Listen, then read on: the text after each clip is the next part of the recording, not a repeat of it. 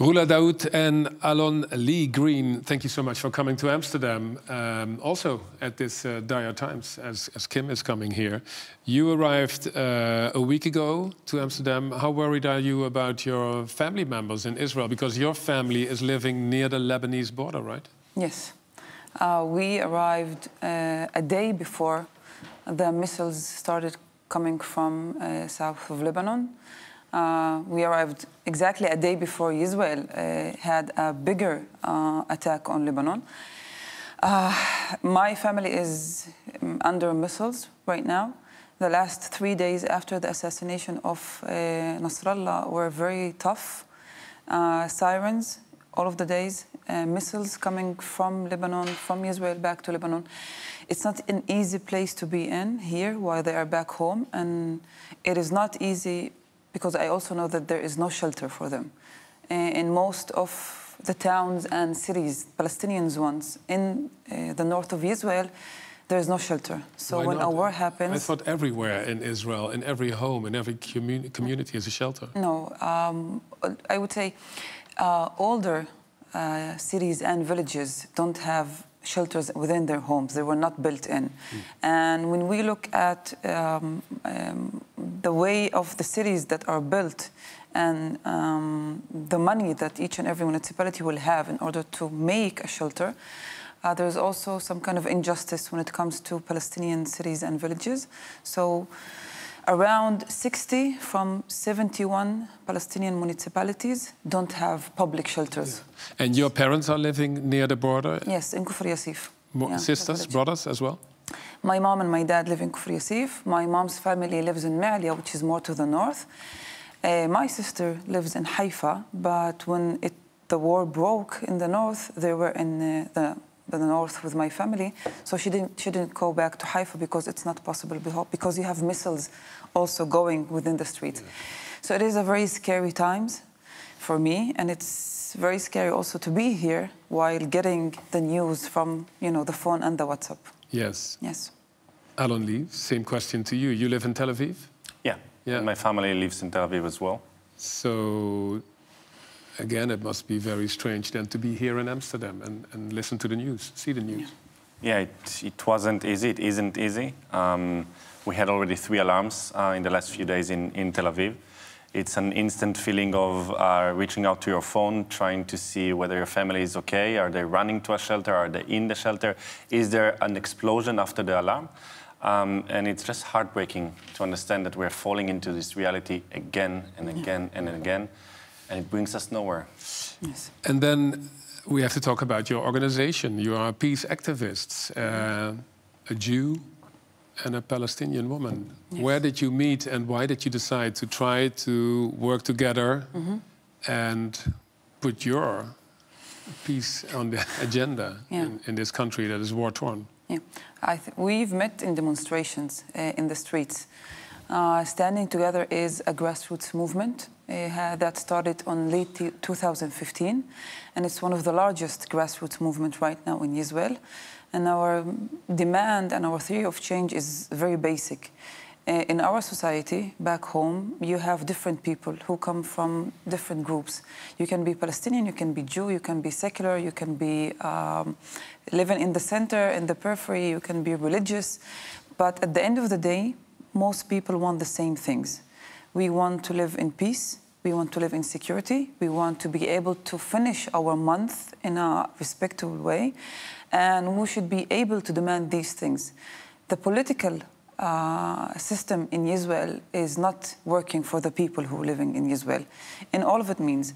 And since the 7th of October, we were the only voice at the beginning who stood out in the streets, who asked and demanded a ceasefire, who asked and demanded a hostage deal 2 days after the 7th of October, after the horrible attack of Hamas on the south. And we stood alone in the first few months, but then our movement grew, and it grew bigger and bigger with more people. And it made us understand that the reality of the people living back home, the demand is a demand also for different politics. This is the 15th war between Israel and Hamas. And each and every time we hear the same sentences, that this time, this war will eradicate Hamas and will bring us security. And it doesn't happen. But it ends up with having more people killed, no security, not for the Palestinians, not for the Israelis, and not, right now also not for the Lebanese. Yeah. And a different political agenda is much needed. What is happening on the street when you are standing together there, Jews and Palestinians? How do people respond? Because as we have heard, the situation right now is that Benjamin Netanyahu, the Prime Minister, he lost credibility after October 7th, and now it's coming back. Yes. People support him and see a victory on the horizon. So what does that mean for your organization? We do need to say that most of Israelis right now are not in support with Netanyahu and his government and his extremist partners like Ben Gvir and Smotrich. Every consistent poll shows that he will lose if elections will be held right now. 64 of the Israelis are still with us in our demand for a ceasefire deal that will bring back the hostages and will end the war on Gaza. Unfortunately, there is a very tough atmosphere of political violence in Israel, of division, of having a person like Ben Gvir, who is openly fascist, who is openly with genocidal intents and the way he speaks. That's the minister. That's the minister of police. He holds the police, but he doesn't only hold the police and took over the body that should be there to provide us with safety. He also have right-wing mobs in the streets of activists that are so extreme that they are coming and attacking hostage families in the streets when they are calling to release their beloved ones. Are they also attacking you?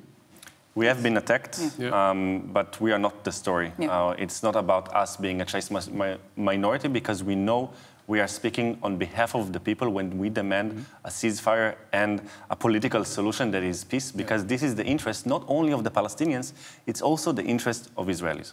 But then you are describing aggression within the country against the people, and aggression, as we have heard from Kim, against Lebanon. So where does this all lead to? Because this is a very dangerous moment in time. It is very dangerous. We understand that the political atmosphere right now, the violence that we have, is being led by a government that only wants more power, a government that speaks about occupying more land, a government that the only way for it to continue is to open yet again another war.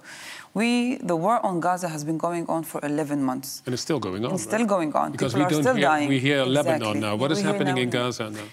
In Gaza, the same thing is happening. We know that more than 41,000 people have been killed in Gaza. 15,000 of them are kids. There is no infrastructure in Gaza. There's no streets. Diseases are everywhere. Hunger is everywhere. And yet again, not going to a deal, not going to a ceasefire, not bringing back the hostages back home, but preferring that they will be killed in the tunnels or even bombed in many ways by the Israeli airplanes, is a choice that our government does and makes each and every day. And there was a deal. Hostages were able to come back, but our government refused it, and they decided to go into another war with Lebanon, providing all of us more wars, putting more people under the danger of being killed by a missile right now by Hezbollah, and not giving us any solutions. There is a huge division also within our society, because when you take a situation where most people are afraid for their lives, when you give a feeling of survival, you are surrounded by enemies. All of them want to kill you. So the best thing to do is basically to attack. And when you exploit on that feeling of people who have been traumatized after an attack on the 7th of October, you eventually, unfortunately, can take more people with you towards having a bigger war with Lebanon. But yet again, we understand that more wars will not bring us solutions. We have been here before. This happened before. And the government, our government, is not able to give us solutions that can give both people who are living, all of the people who are living in the Middle East, a real peaceful solution, real security. Alon-Lee, this is what is happening in your country. Now, 7 October, it's a week from now. Yeah. There will be new demonstrations all over the world. And we have seen demonstrations also at universities in the Netherlands. You have visited universities like the University of Amsterdam and the Vrije Universiteit. What is your message to people who want to demonstrate? It's happening this afternoon in Amsterdam as well. Students who are going to demonstrate and, for example, who have repeated the slogan, from the river to the sea. What would you like to say to them? It's actually the same message that we have back home to the people that live on our land. There are 7 million Palestinians that live on this land, and they deserve freedom, they deserve safety, they deserve equality, and they are going nowhere. But next to them, there are also 7 million Jews that live on the same land. And they also deserve safety. They also deserve equality and freedom. And only if we hold this truth together, only if we hold both of the people in mind, we can move away from, shouting slogans and demanding, fantasies into the practicality of demanding solutions. So this is not helpful, you are saying? It is helpful to stand in solidarity with oppressed people. It is helpful to stand in solidarity with people that are traumatized. We are not asking to drop your solidarity, but what we are asking for is to be able to show also support for a solution, for a way to move further away from this traumatic and painful and full of terror and horror moment. And for that, we need to also ask, who are we speaking to? What are we demanding? How do we imagine this thing being solved? Because just saying free Palestine or Am Israel Chai, I support Israel no matter what, is not helpful to anyone. And we do need to ask the question of how is this terrible reality going to be solved? And we believe it is Israeli-Palestinian peace in which all the people on this land, Palestinians, Jewish people, will be free, equal, and independent. What should the slogan be? What should the slogan be? Well, our slogan is, where there is struggle, there is hope. And that's what we do all the time. But the slogan for right now for people, I would say that at times of war, you want to pick a side. And you want to become more radical because you hold your truth. But the radical thing to do right now is to demand peace, is to demand that the people who are living in Israel, Palestine, get what they deserve, which is peace, security, equality, and yes, liberty for all of us. So when you go out to the streets, remember to fight for the people living in Israel, Palestine, and not for the governments. Rula and Alon-Lee, thank you so much for being here in Buitenhof. And most of all, safe travels back. Thank you so much. Thank you so much. Bedankt voor het kijken. Vond je dit een goed gesprek? Vergeet je vooral niet te abonneren, een like of een comment achter te laten. Dat kan natuurlijk ook. Als we in vrede, in welvaart en de veiligheid willen leven waarin we het nu doen, dan moet onze tolerantie verhinderen, die moet wat omhoog.